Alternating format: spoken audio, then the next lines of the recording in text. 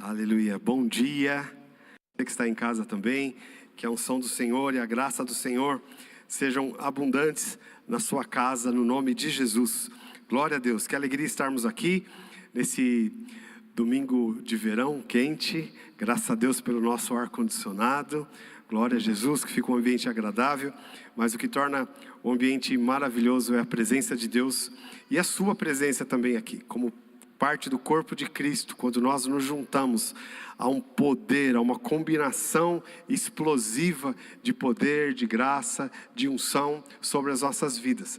Às vezes a gente vem, se assenta para participar do culto, mas a gente não tem às vezes noção do mundo espiritual, o que acontece num lugar como esse, numa reunião como essa. Um dia Deus vai abrir os nossos olhos e nós vamos enxergar tudo que Deus faz. Os anjos de Deus estão aqui, a presença do Senhor está aqui, a unção, a graça, a palavra de Deus, tantas coisas maravilhosas. E eu quero aqui no nome de Jesus te estimular a ter expectativa, não só hoje, mas todos os domingos, e absorver tudo aquilo que Deus tem preparado para você, no nome de Jesus.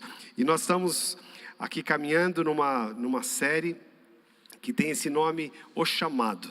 E hoje a parte 2 dessa ministração, dessa série, e nós temos falado sobre essa caminhada que nós temos nessa terra, e é uma frase que nós temos tirado de um texto bíblico, de uma história, de uma cura que Jesus operou, daquele cego de Jericó, e os discípulos que foram enviados para chamar aquele cego, tirá-lo da beira do caminho, disseram para ele: coragem, levante-se, porque ele está chamando você. Mais uma vez eu queria que você declarasse isso, já que você está carregado de unção, de fé, declare isso na vida do seu irmão que está do seu lado aí: coragem, levante-se, porque ele está chamando você. Aleluia. Queridos, a vida passa muito rápido, né? Quando a gente cruza a metade da nossa jornada nessa terra, né? A gente não sabe qual que é a metade, mas a gente imagina, né, quando chega perto da metade da nossa jornada nessa terra, que a gente olha para trás e vê como passa rápido, como os anos passam muito rápido diante de nós. E nós precisamos nos lembrar que o Deus Criador de todas as coisas, Ele pisou nessa terra, na pessoa do nosso Senhor Jesus Cristo, para nos chamar, para andar com Ele. Então, nós precisamos ter esse senso de urgência, de não perder nenhum minuto dessa nossa jornada, porque não volta mais. Aquilo que nós já vivemos não volta mais. Mas nós podemos transformar essa nossa jornada numa jornada, uma aventura maravilhosa, quando nós aprendemos a seguir Jesus. Porque se não for para seguir Jesus, o que nós vamos fazer da nossa vida? O que fazer da vida se não for para seguir Jesus? É apanhar o tempo todo. A Bíblia fala sobre o caminho dos ímpios, né? Que eles tropeçam e nem sabem em que tropeçam, e são como palha que o vento leva de lá para cá. Mas aqueles que seguem a Jesus são como árvores plantadas junto a ribeiros de água, qual dá o seu fruto na estação própria, e tudo quanto fizer prosperará.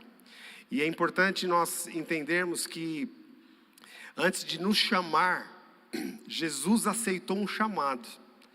Aceitou um chamado de dar a vida por nós.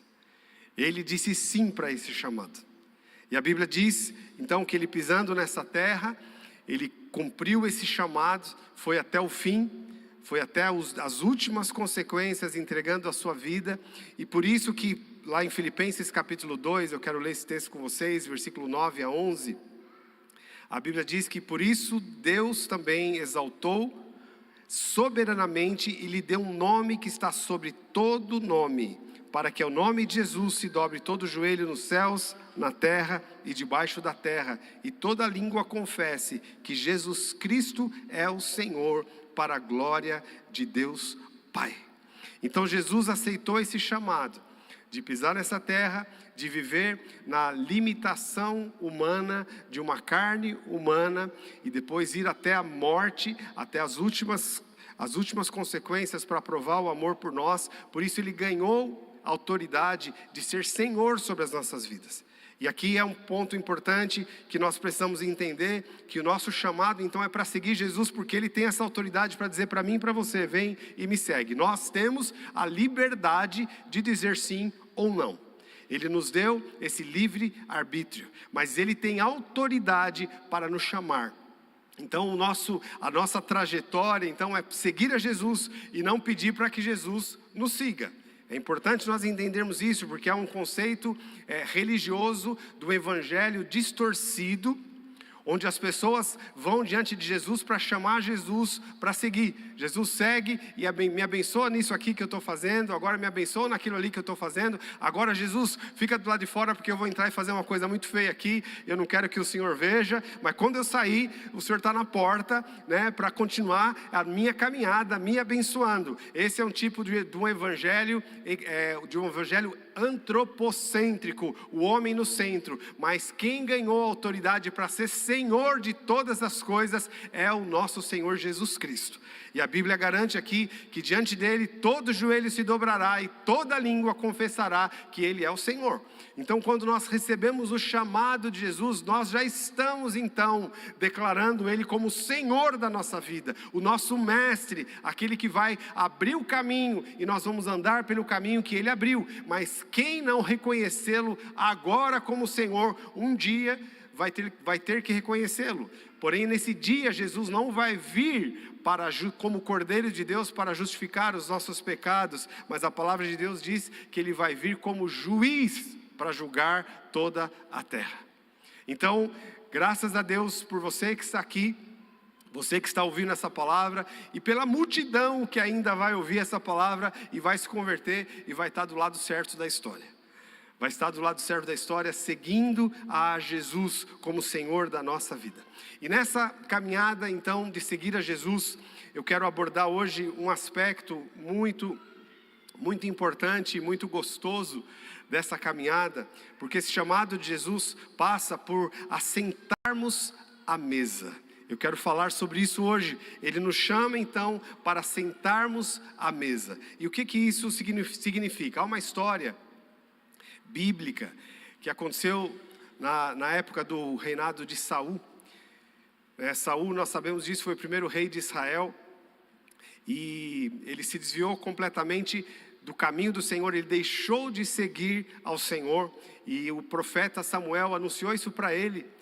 Deus deu uma orientação para ele e ele simplesmente se tornou independente, porque o reinado subiu na cabeça, a autoridade que Deus tinha dado para ele, ele achou que ele podia fazer qualquer coisa e ele simplesmente desviou do caminho do Senhor, e por causa disso Deus o rejeitou. A Bíblia é clara nesse sentido, Deus não esconde isso de nós. Então Deus levantou para si um outro rei, que foi o rei Davi.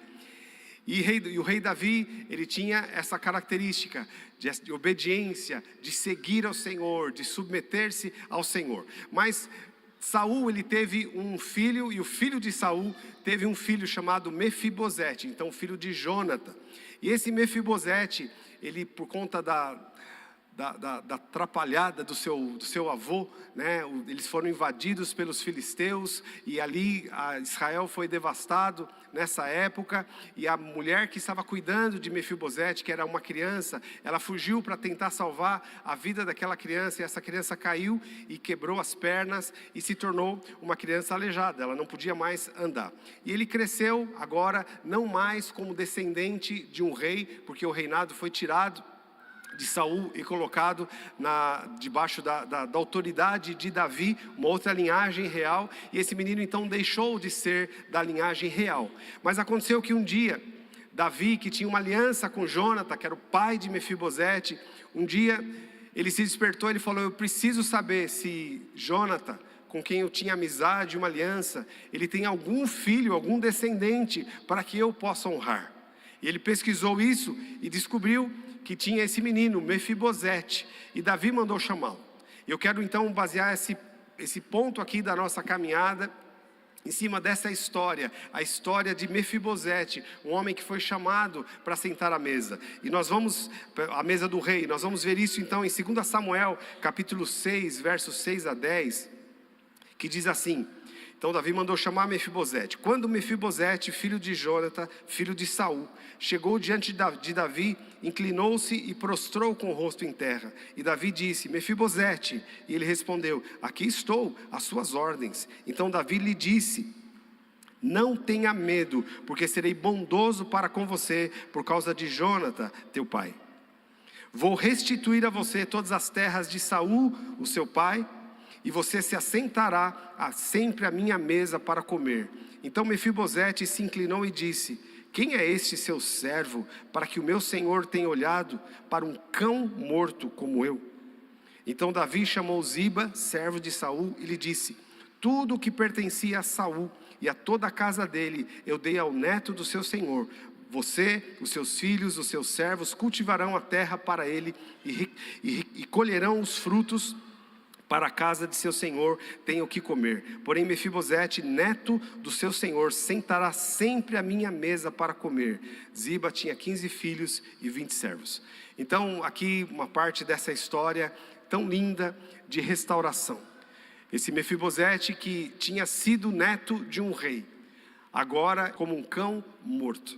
Mas Davi, que tinha uma aliança com Jonatã, mandou trazer esse menino e falou para ele: você vai sempre assentar-se à minha mesa. E assim aconteceu com Mefibosete. Então, queridos, essa história, ela remete muito à história da nossa redenção. A história da nossa redenção. O nosso antepassado fez uma escolha, que foi Adão. Ele fez uma escolha de se desviar dos caminhos do Senhor, por isso ele foi rejeitado.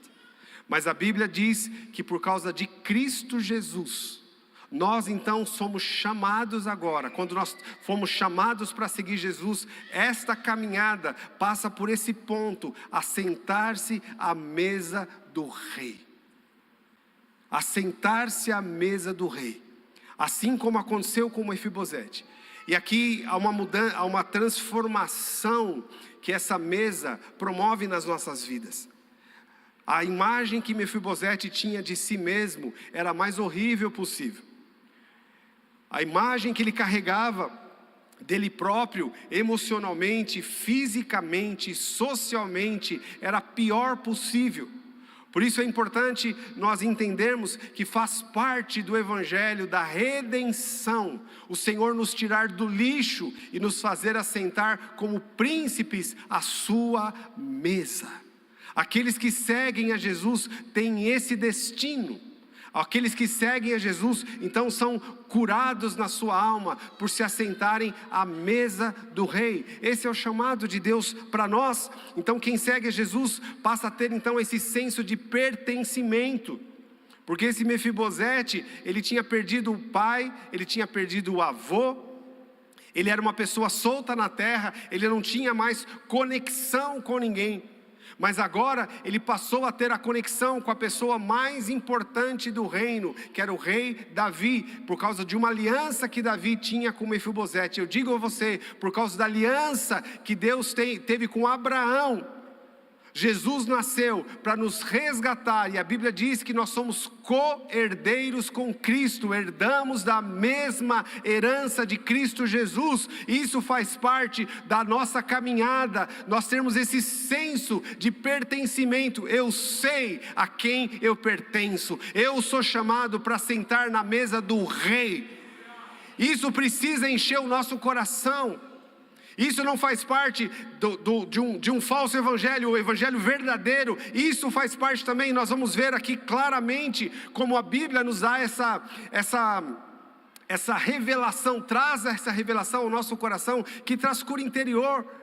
Mesmo que as coisas à nossa volta não pareçam de abundância, nós estamos sentados na emocional, mas nos coloca nessa posição verdadeira que nós temos de assentar na mesa do rei. Então eu tenho essa notícia maravilhosa para você. Nós fomos também chamados. Quem segue a Jesus, de fato, vai se assentar à mesa do rei. Olha o que o salmista e Davi, ele entendia muito bem disso. Ele fala no Salmo 23, ele diz: o Senhor é o meu pastor, nada me faltará. Ele me faz repousar em pastos verdejantes, leva-me juntamente junto das águas de descanso, refrigera minha alma, guia-me pela vereda da justiça por amor do seu nome. Ainda que eu ande pelo vale da sombra da morte, não temerei mal nenhum, porque tu estás comigo. Só uma pausa aqui. Jesus, ele está presente, mesmo que nós estejamos no vale da sombra da morte, desde que esse é o caminho que Ele está nos levando, porque nós sabemos que a nossa caminhada nessa terra, ela passa por montanhas e ela passa também por vales. A vida não é flat, né? A vida não é sempre da mesma forma. Nós passamos por muitas aventuras na nossa vida. Externamente, nós podemos passar por muitas variações, mas internamente nós temos estabilidade, porque Ele está conosco. E é exatamente o que acontecia com Davi. Ele tinha essa estabilidade interior, ainda que havia uma instabilidade exterior o tempo todo. Davi como rei, então sempre tinha uma ameaça, sempre tinha uma traição, sempre tinha alguma coisa que saía fora do lugar. Mas a nossa dependência, quando nós sabemos que estamos assentados à mesa com o rei, a nossa dependência não são das circunstâncias, mas nós temos uma estabilidade interna, mesmo que passemos pelo vale da sombra da morte. Por quê?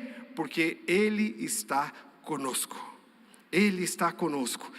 E aqui continua: o teu bordão e o teu cajado me consolam. Preparas uma mesa na presença dos meus adversários. Unge a minha cabeça com óleo e o meu cálice transborda. Agora preste atenção nisso. Bondade e misericórdia certamente me seguirão todos os dias da minha vida, e habitarei na casa do Senhor para todo sempre. Olha aqui esse salmo, então ele fala sobre uma trajetória, um caminho de seguir o bom pastor. Quando nós seguimos o bom pastor, ele vai prover todas as coisas nas nossas vidas.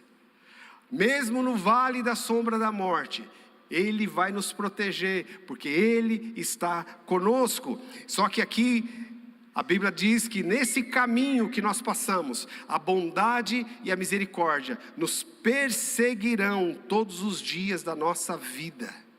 Você sabe o que é isso? Ser perseguido por bondade e misericórdia? Isso é maravilhoso. Um segredo que eu te dou é o seguinte: de vez em quando dá uma paradinha para eles te alcançarem, né? Então você está correndo, a bondade vem, você dá uma paradinha e contempla a bondade e a misericórdia. Seja abraçado pela bondade e a misericórdia quando nós estamos seguindo a Jesus. Mesmo que nós não sintamos, mesmo que a gente não veja com os nossos olhos físicos, a bondade e a misericórdia sempre seguem aqueles que estão seguindo a Jesus. Sempre. Sempre. Essa convicção nós precisamos ter no nosso coração. Por isso que a maior loucura que existe na vida é alguém que começou essa caminhada e fala: está muito difícil, seguir Jesus é muito complicado, tem muito problema, então eu vou abandonar, vou seguir o meu próprio caminho, vou deixar de ir na igreja, não quero mais saber dessas coisas, agora eu vou decidir. Meu Deus do céu, a bondade e a misericórdia vão chorar, falar: puxa, estava tão bom segui-lo. Agora ele vai ser seguido pela ruindade, ele vai ser seguido pela destruição, ele vai ser seguido pelo caos, porque ele decidiu estabelecer o seu próprio caminho. Ainda que algumas vezes o diabo coloca uma anestesia, porque parece: agora sim, agora estou vivendo bem, sem aquele peso religioso. É o que as pessoas dizem, esse é o discurso maligno. Nós não temos peso religioso nenhum, porque nós temos a bondade e a misericórdia nos seguindo, e Jesus estabelecendo a direção para onde nós vamos, e o destino. Aqui o Salmo 23 nos diz que o destino é habitar na casa do Senhor para todo o sempre. Pense só, queridos, nós estamos seguindo aquele que é vencedor, que venceu a morte, que venceu o pecado, que venceu o diabo, que vai derrotar o anticristo, que vai derrotar os reinos do mundo, e nós vamos segui-lo. Onde que esse caminho vai dar? De seguir esse vencedor. Cristo é o nosso campeão, é o nosso herói, então nós precisamos manter os olhos fitos nele o tempo todo. E jamais, jamais pensar em abandonar esse caminho, porque o nosso destino então é estar onde Ele está. É lindo em Hebreus quando a Bíblia fala a respeito de Jesus, quando Ele adentra, depois do sacrifício, né, dele ter se sacrificado, Ele entra no Santo dos Santos, e o Santo dos Santos não era um lugar físico, porque o lugar físico lá em Israel, o templo, era só uma figura e uma sombra das coisas celestiais. Então o sacerdote, depois de oferecer sacrifício, ele entrava no Santo dos Santos, mas Jesus, ele entrou no verdadeiro Santo dos Santos, mas ele disse para Deus: eis-me aqui e os filhos que o Senhor me destes. Então há uma caminhada para chegar nesse lugar, mas essa caminhada nós podemos desfrutar da bondade e da misericórdia do Senhor, mesmo diante da catástrofe, mas o nosso destino é estar com Ele para sempre. Fala para mim se esse caminho não é maravilhoso. Você tem alguma dica, alguma indicação de um outro caminho melhor que esse, irmãos? Esse é o caminho daqueles que seguem a Jesus, que foram chamados então para se assentarem à mesa. Porém, esse é um estágio ou uma passagem do nosso caminho. Então nós nos assentamos à mesa, nós somos lavados, nós somos curados, a nossa alma é curada, e o tempo todo nós fazemos isso. Eu confesso que eu sinto, quase que fisicamente algumas vezes, não sempre, mas algumas vezes eu sinto, como todas as vezes que eu estou no meu tempo sozinho com Deus, é como se eu tivesse assentado a essa mesa. A palavra de Deus é o pão que nós comemos, nós nos alimentamos. O Espírito Santo é essa água que nos lava. Então, assentar-se à mesa, nós podemos colocar a mesa e nos assentarmos nela e sermos ali curados e lavados todos os dias. Isso faz parte da nossa caminhada. Porém, tem um chamado, aqueles que se assentam à mesa, eles também têm um chamado para um passo a mais. E o nosso chamado é para servirmos a mesa. Não só sermos servidos nessa mesa, mas nós servirmos a mesa. E eu quero mostrar para vocês que Jesus nos deu esse exemplo em João capítulo 13, verso 12 a 15. Aqui, pouco antes da morte, Jesus preparou um lugar específico, que é chamado de cenáculo, né? Um lugar espaçoso, onde foi oferecida ali a última ceia, e Jesus estava naquela última ceia, só que ele foi lá para servir os discípulos, e ele chocou os discípulos, quando ele começou a lavar os pés dos discípulos, e Pedro foi um dos que fez objeção a isso, e é muito óbvia a objeção de Pedro, porque dentro da cultura rabínica, o rabino era o líder que tinha seus discípulos, então era a pessoa que estava na posição mais alta diante dos seus discípulos. Nenhum rabino jamais se rebaixaria para lavar os pés dos seus discípulos.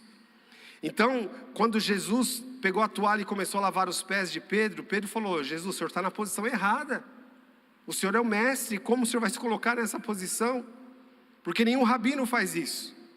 Mas ali Jesus estava mostrando que o reino que ele veio estabelecer é um reino às avessas, onde o maior seja o menor, o grande seja aquele que serve. É um reino às avessas, Jesus estava mostrando.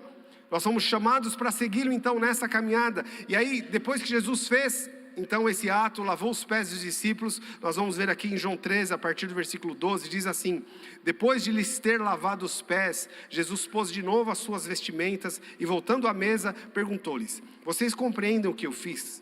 Vocês me chamam mestre, me chamam de mestre e de Senhor, e fazem bem porque eu sou. Ou seja, Jesus estava mostrando aqui para eles que servir não é diminuir-se, como os outros rabinos mostravam, como a cultura que eles viviam mostrava.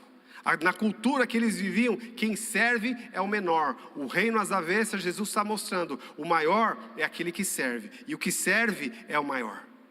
Então Jesus está dizendo: vocês me chamam de Senhor, e eu sou. Não é porque eu lavei os pés de vocês que eu deixo de ser Senhor, eu continuo sendo Senhor. Aí ele diz: ora, se eu sendo Senhor e Mestre, lavei os pés de vocês, também vocês devem lavar os pés uns dos outros, porque eu lhes dei o exemplo que, como eu fiz, vocês façam também.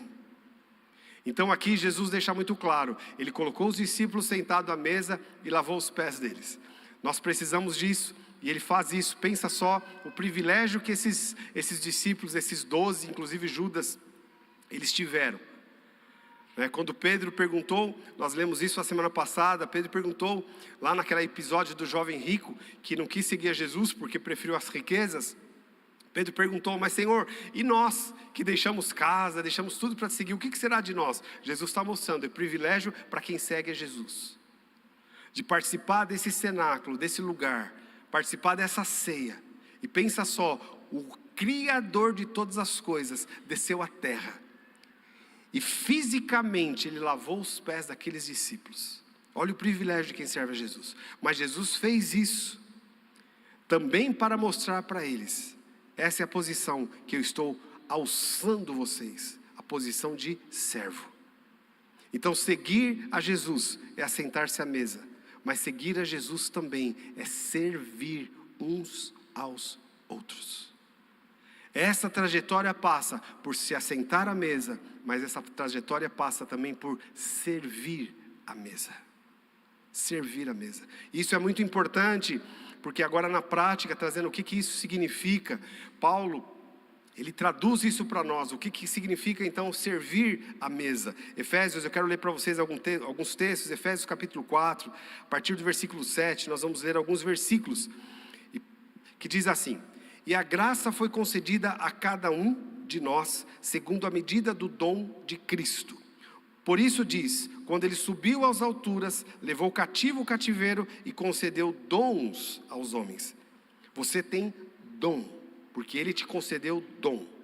Então a Bíblia diz que ele concedeu dons aos homens.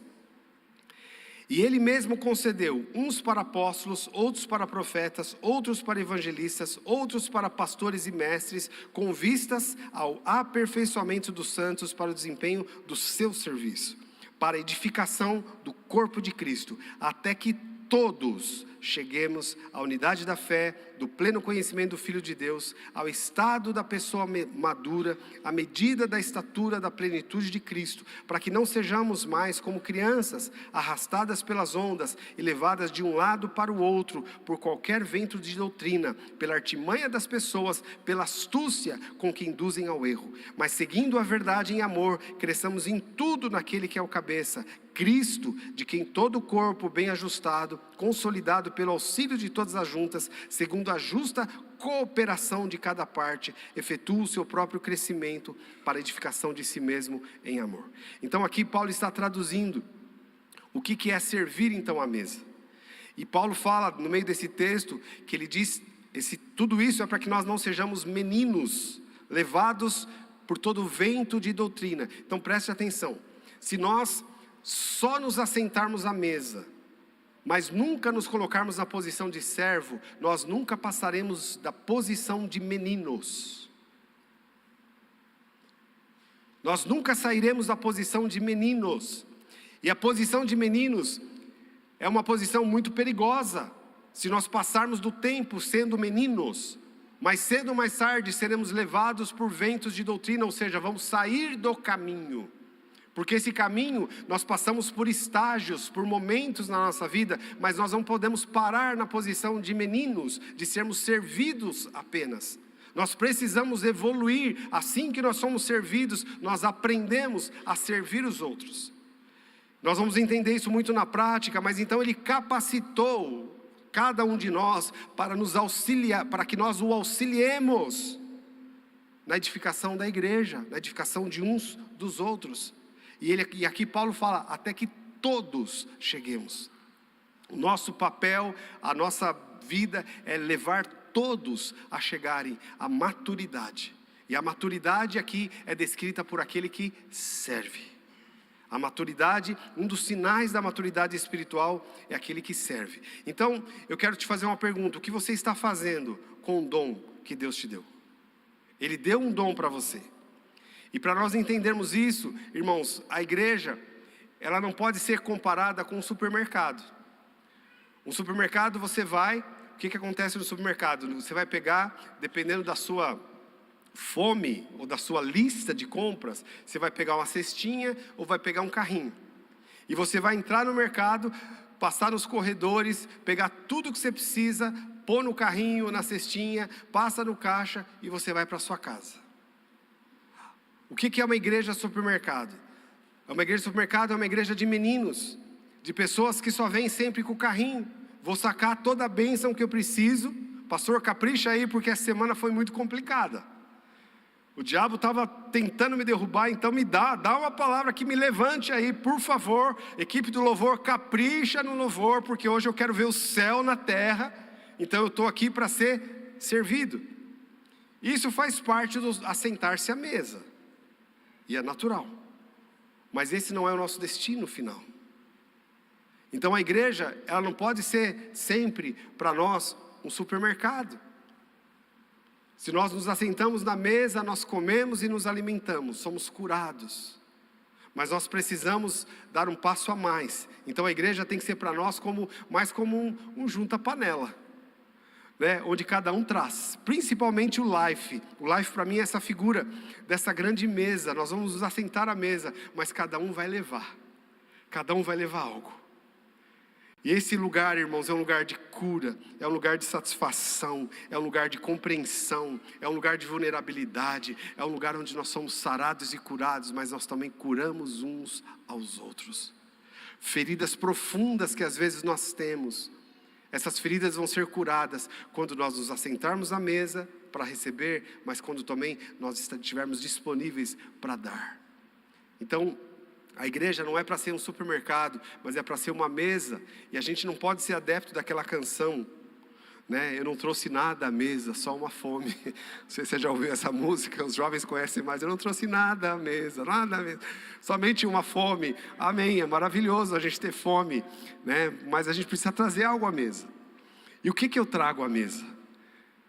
Há um chamado aqui do Senhor, a caminhada, a seguir a Jesus, irmãos, passa por isso, por essa comunhão de uns aos outros. Os discípulos seguiram a Jesus, até que Jesus subiu aos céus. Depois o que eles fizeram? Eles ficaram juntos, comendo juntos, com singeleza e alegria de coração. E todos os dias o Senhor acrescentava aqueles que haviam de se salvar. Eles se assentavam juntos fisicamente mesmo, cada um levava uma coisa. E ali eles comiam juntos e principalmente compartilhavam uns com os outros a palavra de Deus. A unção que Deus derramava sobre a vida deles, eles derramavam uns sobre os outros. Por isso que nós temos no Novo Testamento mais de 80 vezes essa declaração, uns aos outros. Amai uns aos outros, perdoai uns aos outros, curai uns aos outros, edificai uns aos outros, uns aos outros, uns aos outros, uns aos outros. Porque quem segue a Jesus está nesse mover, nunca vai enterrar esse dom. E aqui, para terminar, 1 Coríntios 14, 26, Paulo também diz, instruindo a igreja sobre isso, diz assim, que fareis, pois, irmãos, quando vos ajuntais? Cada um de vós tem. Vamos repetir isso? Cada um de vós tem. Agora, para ser mais pessoal, fala, eu tenho. Para com essa mentira maligna, falsa humildade, que as pessoas têm, eu não, o pastor sim, o líder do Life sim, eu não. Isso é mentira. Quem segue a Jesus tem. Quem segue a Jesus tem. Você é perseguido pela bondade e misericórdia, irmãos, você tem mais do que você imagina. Então vamos parar de ser mesquinho. Eu não tenho. Eu tenho sim. Você é rico, você se assenta à mesa, você tem muito para dar. E aqui diz, cada um de vós tem. Um tem salmo, outro tem doutrina, que é ensino, outro tem revelação, outro tem línguas, outro tem interpretação. Faça-se tudo para edificação. Você tem algo para trazer à mesa. Você tem. Você se assenta à mesa, você é curado, mas você tem algo para trazer. Então seguir a Jesus passa por essas duas fases, e são fases constantes na nossa vida, de assentar-se à mesa, mas também de servir à mesa. De assentar-se à mesa e também servir à mesa. Por isso meu chamado, meu conselho para você aqui, não enterre o que você tem. Não enterre. Não enterre. Nós temos os nossos lives funcionando e pensa no lugar de abundância. Essa semana eu tive o privilégio de participar de 2, um na quarta e outro na sexta. Pensa no lugar transbordante. Um lugar onde a gente sai alimentado, maravilhado, mas um lugar também onde a gente derrama sobre os outros, onde a gente colhe e come desse amor maravilhoso. Eu quero pedir para você, querido, não permita que as feridas do passado te roubem desse lugar de abundância. E o que são as feridas do passado? Às vezes decepção, frustração. Cá entre nós, quem aqui nunca se decepcionou ou nunca se frustrou com alguém? Quem? Aí as pessoas falam, não quero mais saber das pessoas, agora eu só olho para Cristo. Mas como que Cristo se parece nessa terra? Qual a aparência de Cristo nessa terra? A aparência de Cristo está aqui, é o corpo, a beleza do corpo. Agora, talvez essa beleza não seja tão bela quanto a gente imagina. É por isso que a Bíblia está dizendo que nós edificamos uns aos outros até que todos cheguem à plenitude, à maturidade. Então, se ainda não está como devia estar, é meu trabalho e seu trabalho limpar, perdoar, edificar, cuidar. Se está faltando alguma coisa na mesa, a gente não vai reclamar, a gente vai trazer. A gente vai trazer, está faltando coisa nessa mesa, é porque alguém não está dando. Por isso que Paulo é tão claro e fala que a edificação do corpo, ela acontece quando cada um faz a sua parte. Então seguir a Jesus passa por isso, passa por essa mesa maravilhosa, passa por essa comunhão maravilhosa. Então eu te peço, querido, não fica só na porta, sente-se à mesa. E não apenas se sente à mesa, mas leve algo para a mesa. Porque Jesus, ele escondeu a satisfação plena, ele escondeu no dar. Lembre-se, sempre é o reino às avessas. No mundo, a satisfação é no ter, no guardar, no possuir. Essa é a única satisfação que as pessoas conhecem. Nós também conhecemos essa satisfação, porque a graça de Deus é exatamente isso, é receber aquilo que a gente não merece. A gente conhece essa satisfação, é maravilhoso, não é? É maravilhoso receber, principalmente quando a gente não merece. A gente recebe o tempo todo, é maravilhoso, mas Deus escondeu uma satisfação melhor no dar. E a Bíblia diz isso, mais bem-aventurada coisa é dar do que receber. Então você quer viver essa vida abundante? Siga Jesus. Seguir Jesus passa pela mesa. Sentar-se à mesa, ser curado, mas também sentar à mesa e curar. Vamos ficar em pé, por favor.